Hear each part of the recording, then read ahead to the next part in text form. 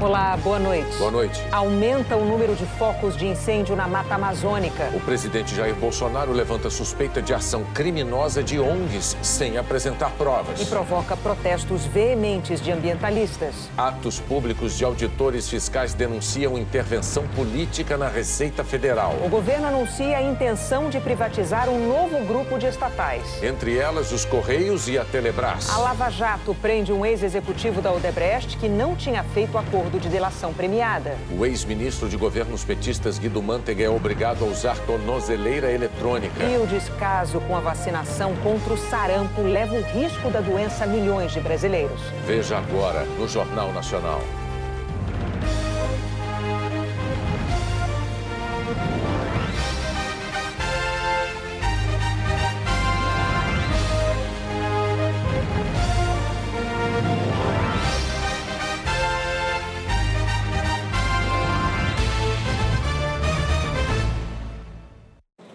Uma unidade de pronto atendimento de Belo Horizonte chegou a ficar isolada hoje depois de receber um paciente de São Paulo com sintomas de sarampo. O avanço da doença levou o Ministério da Saúde a recomendar dose extra da vacina em bebês. O protocolo de emergência contra sarampo obrigou a unidade a fechar as portas. Funcionários, pacientes e acompanhantes tiveram que usar máscaras. Todo mundo ficou paciente, né? Esperou com calma. Ninguém apavorou. O homem mora no interior de São Paulo, veio para Belo Horizonte na segunda-feira para trabalhar e hoje às 7 da manhã procurou essa unidade de pronto atendimento na região centro-sul de Belo Horizonte. Diante de um caso suspeito de sarampo em qualquer estabelecimento de saúde, é interrompido o atendimento por um certo momento. A UPA reabriu as portas no meio da tarde depois de ter sido desinfectada. Um produto especial foi passado em mesas, cadeiras e telefones. A informação que nós tivemos é de que todas as pessoas que estavam aqui dentro, neste período, foram vacinadas contra o sarampo. Visitantes, pacientes e funcionários. As pessoas que estiveram no voo que trouxe o paciente para Minas Gerais, no hotel onde ele ficou, e os parentes dele estão sendo comunicados para também tomar a vacina e fazer a desinfecção nas áreas por onde ele esteve. A transmissão do vírus do sarampo ocorre pelas vias respiratórias, boca e nariz. E, de acordo com especialistas, uma pessoa contaminada pode transmitir a doença para 18 ou até 20 pessoas. A falta de cobertura vacinal, aliada a fluxos migratórios, fez com que a doença voltasse para o Brasil.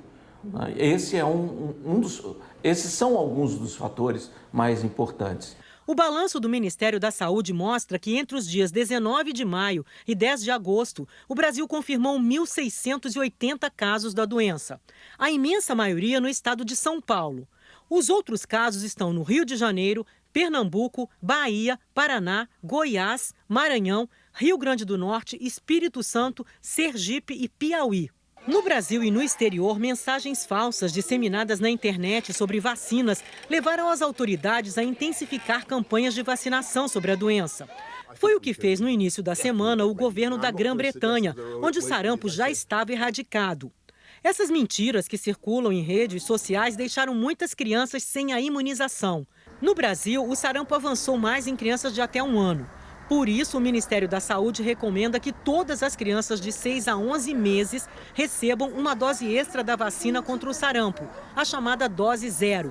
O Ministério explicou ainda que essa dose não substitui nem elimina a necessidade de tomar a tríplice viral contra sarampo, cachumba e rubéola, aos 12 e aos 15 meses. É uma vacina segura, altamente eficaz e evita complicações sérias do sarampo, dentre elas complicações neurológicas, diarreias, pneumonias, que são as principais causas de morte associada ao sarampo.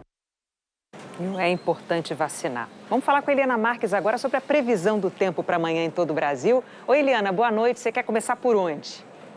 Oi, Renata, boa noite para você, para o Bonner, para todos que estão nos assistindo. Olha, eu vou falar do tempo seco mesmo de hoje, que vai marcar também a quinta-feira, porque a chuva é raridade mesmo nessa época do ano. Amanhã está prevista só para essas poucas áreas em verde aqui no mapa, pegando aqui parte da região norte em forma de pancadas de chuva, também no litoral do Rio Grande do Norte, de Alagoas, de Sergipe, do Espírito Santo e do Rio, com pancadas de chuva mais fracas. E aí um tempo chuvoso mesmo aqui no litoral de São Paulo e do Paraná. No norte, essas são as capitais com previsão de chuva amanhã: Manaus, Belém, Macapá e Boa Vista. No litoral sul da Bahia e também no oeste da região sul, aí sim o risco de chover com raios e ventos é maior. E entre as capitais do sul, somente Curitiba vai ter chuva, mas é chuva bem fraca, é mais uma garoa amanhã, a mesma coisa aqui em São Paulo, e essas duas capitais aqui ainda terão um dia frio. No Rio de Janeiro, máxima de 23 graus com sol e chuva. E na liderança do calorão, Palmas de novo, com 40 graus amanhã, Cuiabá com 38 e Teresina com máxima de 37 graus. Adiantando agora uma mudança de cenário prevista para sexta-feira. Chuva a caminho de Salvador e mais encorpada que nos últimos dias, pegando também Vitória, Rio de Janeiro, São Paulo e Curitiba. Amanhã eu volto e atualizo essa situação aqui para todo mundo. Renata. Tá combinado, Eliana. Até amanhã. Até. A seguir, a Justiça obriga o ex-ministro de governos petistas Guido Mantega a usar tornozeleira eletrônica. E auditores fiscais protestam contra a interferência política na Receita Federal.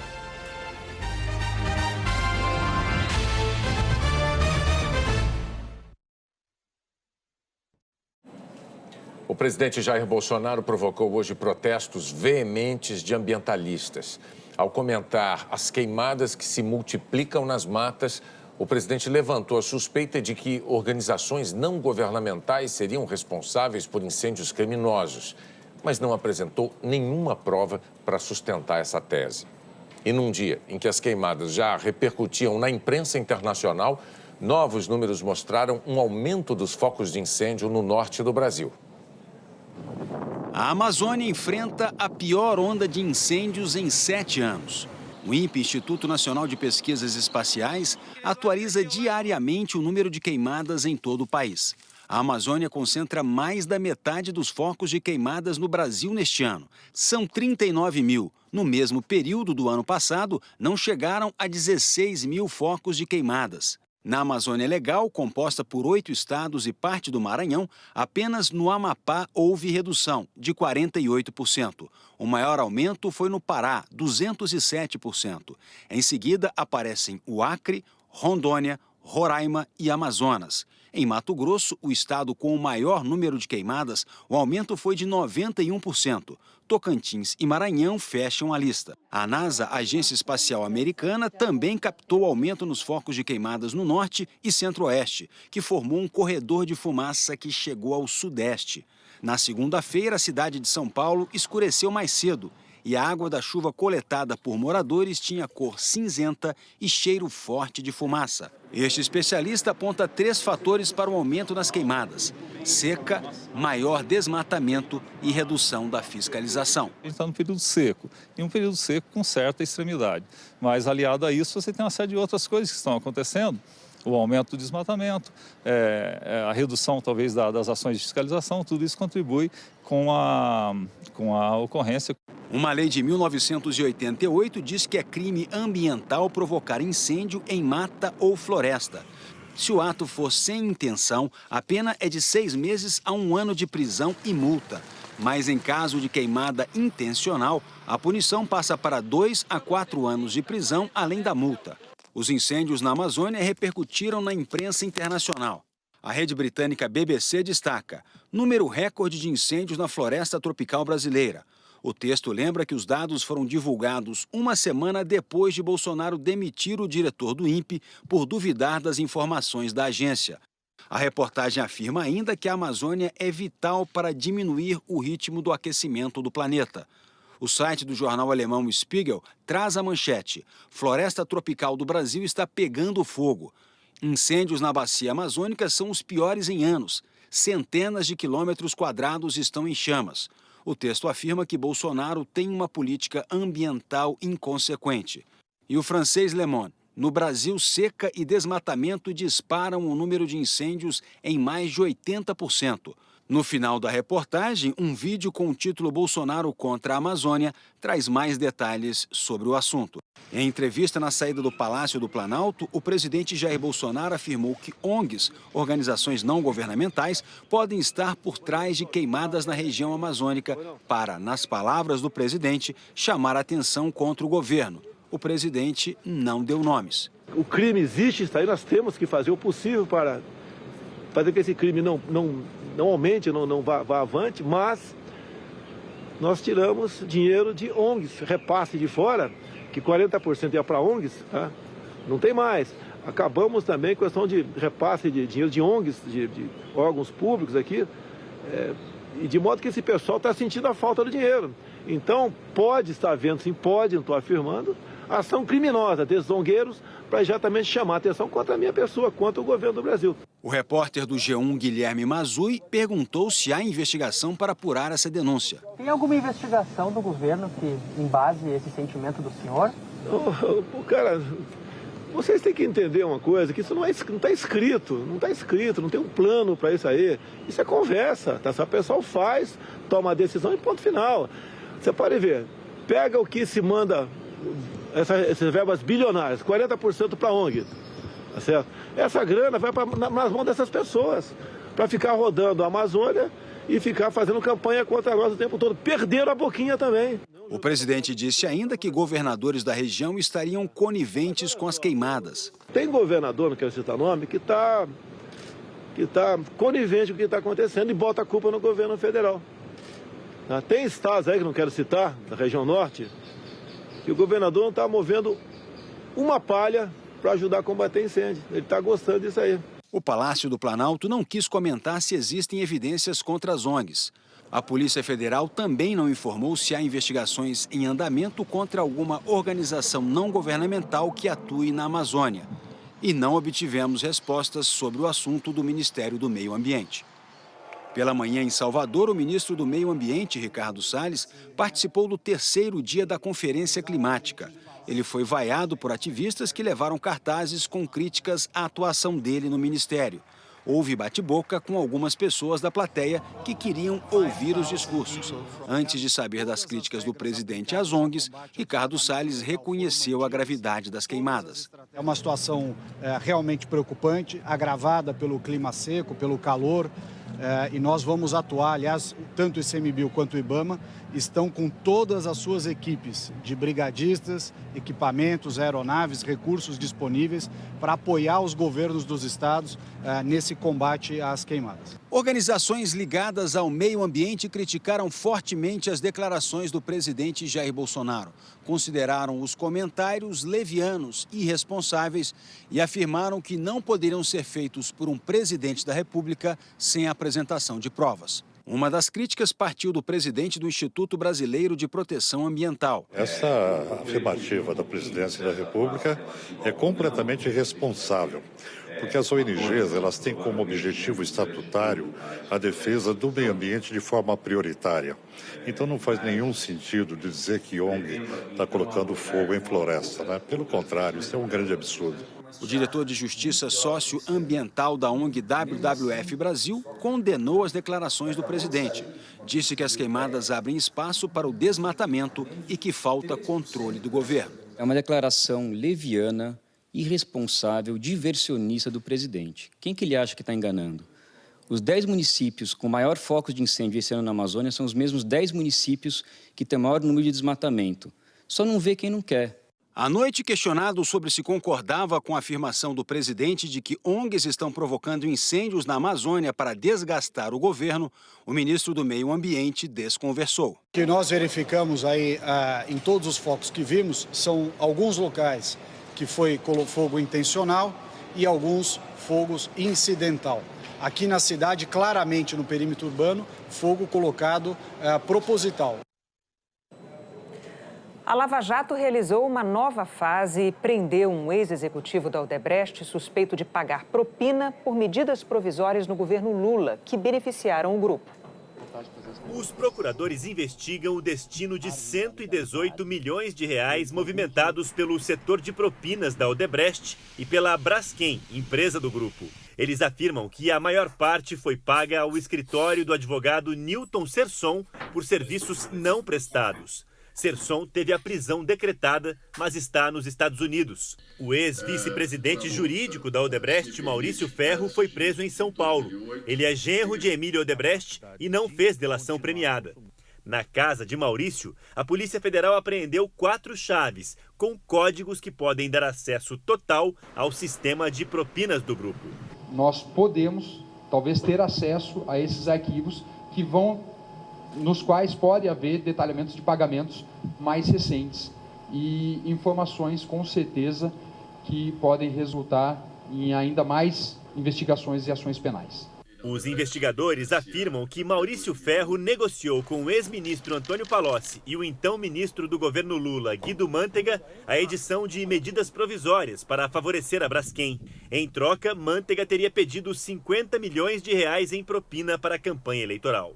Os procuradores chegaram a pedir a prisão preventiva de Guido Mantega. Argumentaram que ele não deu uma explicação aceitável para valores milionários que mantém na Suíça e que, por causa da nacionalidade italiana, poderia fugir. Mas o juiz Luiz Antônio Bonat negou o pedido e determinou que Mantega use tornozeleira eletrônica e entregue o passaporte. O juiz afirmou que o dinheiro na Suíça está bloqueado e que não há informação de outras contas secretas fora do país. A defesa de Guido Mantega afirmou que o rastreamento do dinheiro da Odebrecht irá demonstrar que ele não recebeu um centavo da empreiteira, que o uso da tornozeleira, quase 10 anos após os fatos apurados, é medida absurda contra alguém que não demonstrou querer fugir e que comparece a todos os atos do processo. A defesa de Maurício Ferro disse que ficou surpresa com a operação, que essa fase da Lava Jato não traz fato novo e que o cliente sempre colaborou com a Justiça. A defesa de Antônio Palocci afirmou que ele colabora com a Justiça para esclarecer os fatos investigados. A Odebrecht afirmou que tem colaborado com as autoridades e que segue comprometida com uma atuação ética e transparente. A defesa de Newton Serson disse que ainda está analisando o caso. Auditores fiscais da Receita Federal fizeram manifestações hoje em várias cidades contra o que consideram uma tentativa de interferência política no órgão. Em São Paulo, os auditores fiscais foram para a frente do prédio da Receita usando roupas e adereços pretos. Em Foz do Iguaçu, protestos na alfândega. No Rio, o ato foi em frente ao Ministério da Economia, no centro da cidade. Aqui em Brasília, os manifestantes foram primeiro para o Ministério da Economia. O ministro Paulo Guedes chegou bem na hora e tentou ver o que estava acontecendo. Em seguida, os auditores fiscais seguiram para o Senado para entregar uma carta ao presidente Davi Alcolumbre, pedindo a livre atuação de auditores e que a lei seja aplicada a todos. Eles dizem que as manifestações refletem a preocupação com o que classificam de ingerência e citaram 3 situações diferentes. A decisão do ministro do Supremo Tribunal Federal, Alexandre de Moraes, de afastar 2 auditores e suspender as apurações da Receita que envolviam 133 contribuintes, entre eles autoridades como o ministro Gilmar Mendes. A decisão do Tribunal de Contas da União, que pediu à Receita uma lista de servidores que fiscalizaram políticos, cônjuges e dependentes. E ainda uma suposta pressão do governo pela troca da chefia da alfândega do Porto de Itaguaí. Segundo investigações, o porto é área de milícias do Rio. Além disso, na segunda-feira, o secretário especial da Receita, Marcos Sintra, trocou o subsecretário-geral, João Paulo Fachada. A medida foi vista como interferência política. Os 5 subsecretários da Receita chegaram a planejar uma entrega coletiva dos cargos, mas avaliaram que isso poderia acabar ajudando os planos de interferência. Hoje cedo, o presidente Jair Bolsonaro voltou a defender a substituição na Receita. A Receita Federal, a mesma coisa. Tem problemas, faz um bom trabalho, faz, mas tem problemas, né? E devemos resolver esses problemas. Como? Trocando gente. O Estado todo está aparelhado. Todo, sem exceção. O Sindicato Nacional dos Auditores Fiscais da Receita, o Sindifisco, afirma que as recentes decisões passam mensagem de intimidação para blindar autoridades. Nós discordamos, logicamente, porque passa uma mensagem para a opinião pública de que existe um grupo de contribuintes que estão aí à margem da atuação do fisco. Quer dizer, o fisco tem, na verdade, a obrigação de fiscalizar todos os CPFs de maneira equânime. Não é possível que uma parte da sociedade seja instada a contribuir, ter as suas contas passíveis de serem fiscalizadas e um grupo especial não seja. A Receita Federal, o Supremo Tribunal Federal e o Tribunal de Contas da União não quiseram se manifestar. O presidente da Itália começou hoje a ouvir os líderes partidários em busca de uma solução para a crise política causada pela renúncia do primeiro-ministro. Quando um governo formado pelo parlamento fracassa, o presidente da República, até então figura simbólica, entra em jogo. Assim funciona no parlamentarismo. E hoje o presidente italiano, Sergio Mattarella, ouviu o primeiro grupo político, os líderes da Câmara e Senado. Amanhã vai receber os partidos. Mattarella quer convencer os políticos a deixarem as diferenças de lado para governar juntos pelo país até 2022, para fazer as reformas necessárias.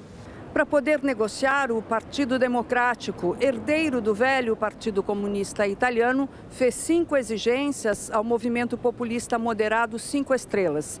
Entre elas, o respeito à União Europeia, ao meio ambiente e mudanças na política de imigração. O presidente quer um governo forte ou o voto. Já Matteo Salvini, o pivô da crise, quer aproveitar o sentimento anti-imigração que pode favorecer o partido dele, a Liga, numa nova votação e promete agitar as praças. O presidente dos Estados Unidos, Donald Trump, cancelou uma viagem que faria à Dinamarca em setembro, depois que o país se negou a negociar a compra da região da Groenlândia. A Dinamarca soube da proposta de compra na semana passada e a primeira-ministra disse que achou a ideia absurda. Hoje, Trump disse que o comentário dela foi repugnante e inapropriado. A Groenlândia é um território autônomo da Dinamarca. A seguir, o governo anuncia a intenção de privatizar mais 9 estatais. Flamengo e Internacional se enfrentam na Libertadores.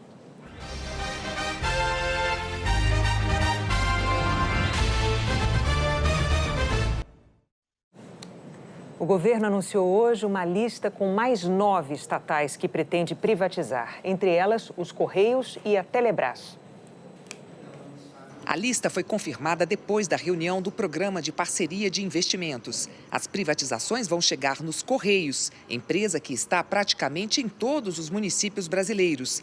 Casa da Moeda, Telebrás, Loteria Instantânea Exclusiva, Companhia Docas do Estado de São Paulo, Empresa Gestora de Ativos, Agência Brasileira Gestora de Fundos Garantidores e Garantias, Serviço Federal de Processamento de Dados, Empresa de Tecnologia e Informações da Previdência Social, Companhia Brasileira de Trens Urbanos, Empresa de Trens Urbanos de Porto Alegre S.A., Companhia de Entrepostos e Armazéns Gerais de São Paulo, Centrais de Abastecimento de Minas Gerais, Companhia Docas do Espírito Santo, Centro de Excelência em Tecnologia Eletrônica Avançada e Eletrobras. 7 dessas empresas já constavam no programa de privatizações do governo Temer. A Eletrobras é a maior empresa de geração e transmissão de energia elétrica do país. Para privatizá-la, o Supremo Tribunal Federal decidiu que é preciso o aval do Congresso. Ontem, o governo sofreu uma derrota. A Câmara derrubou uma medida provisória que previa um aporte de 3,5 bilhões de reais para a Eletrobras compensar despesas de suas distribuidoras de energia. Sem esse dinheiro, a empresa terá de assumir essas dívidas, o que poderá afetar o preço das ações. Hoje, o presidente da Câmara se reuniu com o ministro da Economia, Paulo Guedes. Rodrigo Maia disse que vai se empenhar para a privatização da Eletrobras. É importante mostrar que os recursos necessários do sistema Eletrobras estão sendo retirados dos investimentos em educação, dos investimentos em saúde, dos investimentos em infraestrutura, está sendo retirado das despesas que podem transformar a vida das pessoas. Se o setor privado, se o capital nacional estrangeiro está disposto a colocar dinheiro no setor elétrico, no setor de saneamento, por que a gente vai ter que gerar obstáculos e problemas para o investimento privado? O ministro Paulo Guedes disse que com a privatização da Eletrobras, os investimentos vão crescer. Essa empresa é uma empresa que está lutando para viver, como está acontecendo com todas as empresas estatais. Ela vai virar uma corporação. Ela vai receber recursos do setor privado, vai investir 10, 15, 20, 30 anos. O governo também vai precisar da autorização do Congresso para privatizar os Correios. O governo pretende ainda vender 20 milhões de ações que excedem o controle acionário do Banco do Brasil, o que pode gerar R$ 1 bilhão, e decidiu pela concessão de 2 parques nacionais brasileiros, Lençóis Maranhenses e Jericoacoara, no Ceará. Para a Petrobras, os planos já são conhecidos. O governo reafirmou que pretende continuar vendendo ativos, como empresas subsidiárias que não estejam na área de exploração e produção de petróleo. O objetivo é fazer caixa para investir na exploração do pré-sal. A empresa que administra a BR-040, no trecho entre Brasília e Juiz de Fora, Minas Gerais, decidiu devolver a concessão ao governo federal. É o primeiro consórcio do setor de rodovias que entra no programa de relicitação. Este trecho da BR-040, no município de Lusiânia, em Goiás, deveria estar duplicado. E não é o único. A Invepar venceu o leilão em 2013 para operar os 936 quilômetros de Brasília a Juiz de Fora, em Minas Gerais, com o compromisso de duplicar 557 quilômetros da estrada em 5 anos. Mas apenas 73 quilômetros foram duplicados, o suficiente para começar a cobrar pedágio. Quanto o senhor pagou nesse pedágio agora? Esse pedágio agora foi R$ 31,80. De Brasília a Belo Horizonte, fica 50% do valor do combustível que você gastou, fica só em pedágio. A concessionária desistiu da BR-040 e devolve ao governo a responsabilidade sobre este longo trajeto, menos de 6 anos depois de assumir um contrato que deveria durar 30 anos. E apesar de cobrar pedágio há mais de 4 anos, a empresa alega que não consegue dinheiro para cumprir as metas que prometeu. O decreto do presidente Bolsonaro, que regulamenta o plano de concessões, permite essa devolução amigável, mas garante que as concessionárias atuais não saiam até o fim da nova licitação, um processo que pode durar até 2 anos. O decreto ele possibilita que ele não fique nem um dia sem operação. Então, não voltaria para a mão do governo federal e ele teria todos os serviços. Esse pedágio ele só pode mudar para baixo, para cima não. O decreto prevê também mudanças nas regras para os lances de novas concessões. Na época do governo FHC, ganhava a concessão a empresa que oferecesse o maior preço pela exploração da rodovia, ferrovia ou aeroporto, por exemplo. Nos governos petistas, o modelo mudou. Vencia a concessão a empresa que oferecesse menor preço para o consumidor, no caso das rodovias, o menor pedágio. A Invepar ganhou a BR-040 nesse modelo, oferecendo um pedágio quase 62% menor que o teto estabelecido. O resultado, segundo a concessionária, foi um prejuízo de quase 500 milhões de reais. Agora, as concessões serão entregues usando um modelo híbrido, aliando o maior lance com o menor pedágio. Além disso, foi criado um gatilho de tráfego, que permite a reavaliação das obrigações a cada 5 anos. O Senado aprovou agora à noite a medida provisória da liberdade econômica. A Zileide Silva está acompanhando e tem os detalhes para a gente ao vivo de Brasília. Boa noite, Zileide. Boa noite, Renata. Bonner, boa noite a todos. Olha, houve um acordo de última hora aqui no Senado e aí a maioria dos senadores entendeu que o trecho da medida provisória que liberava o trabalho aos domingos, aprovado lá na Câmara, era estranho à medida provisória da liberdade econômica. Era o que senadores e deputados chamam aqui no Congresso Nacional de jabuti. E aí, numa votação simbólica, eles decidiram excluir esse trecho da medida provisória. O que acontece então? A medida provisória segue para a sanção do presidente Jair Bolsonaro, mas sem o trecho que liberava o trabalho aos domingos. Lembrando que essa medida provisória foi editada em abril para, segundo o governo, facilitar os negócios, a abertura de empresas, reduzir a burocracia e gerar novos empregos. Bonner e Renata. Trecho que liberava o trabalho aos domingos, retirado então da medida provisória. Obrigada, Zileide. De Brasília eu vou para o Rio de Janeiro, porque hoje tem quartas de final da Libertadores. Flamengo e Internacional vão levar mais de 60 mil pessoas ao Maracanã. Boa noite, Galvão Bueno. Boa noite, Renata. Boa noite, Williams. Boa noite a todos. Olha, 60 mil ingressos já foram colocados à venda e foram vendidos. As quartas de final, como adiantou o Jornal Nacional ontem, 4 times brasileiros estão num chaveamento, o que garante a presença de um brasileiro na grande final, 23 de novembro, em Santiago do Chile, jogo único. E as quartas de final começaram ontem em Porto Alegre, outro grande jogo, confronto de 2 gigantes, Grêmio e Palmeiras, e o Palmeiras saiu muito bem nessas quartas de final. Vamos ver o gol do Palmeiras, ganhou por 1-0, o gol do Scarpa cobrando falta, a bola desviou ali no Felipe e matou o goleiro Paulo Vitor. Depois o Grêmio apertou, atacou muito, mas o Palmeiras leva a vantagem do empate para a próxima terça-feira. Aqui o Maracanã já começa a ficar lotado. E também ontem o Jornal Nacional adiantou que o Gabriel Jesus não estava na lista para o jogo de hoje. Não estava. O Gabigol, perdão, entrou. Não estava, entrou. Entrou e vai jogar. Passou no teste e tá. Flamengo, portanto, com o time completo. A chegada do Flamengo, aí o Jesus. Você vai ver. Outro que estava em dúvida, o Rodrigo Caio desceu ali. Tá aí o Gabigol.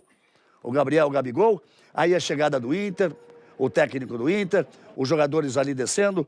Também estava em dúvida o Inter com o Edenilson, importante peça do meio-campo do time, que se machucou no jogo contra o Cruzeiro pela Copa do Brasil. Foi aprovado e joga. O Patrick, que também tinha sentido o músculo, ficou fora de alguns treinos, também joga. Portanto, times completos neste confronto de gigantes. Se vimos a chegada dos jogadores, vamos ver a chegada dos torcedores do Maracanã. Essa câmera ao vivo colocada ali na entrada de um dos portões. Como disse a Renata, mais de 60 mil pessoas estarão por aqui. É um confronto de gigantes, de 2 grandes grifes, que vai se repetir na próxima quarta-feira em Porto Alegre, no Gigante da Beira-Rio. Maracanã lotado hoje, Beira-Rio lotado na próxima quarta. Você curte tudo na Globo. O futebol vem logo depois de A Dona do Pedaço.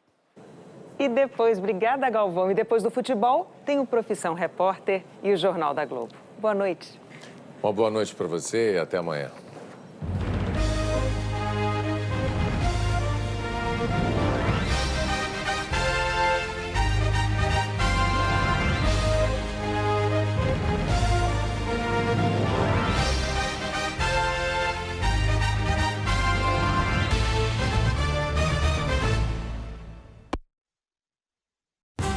Jornal Nacional.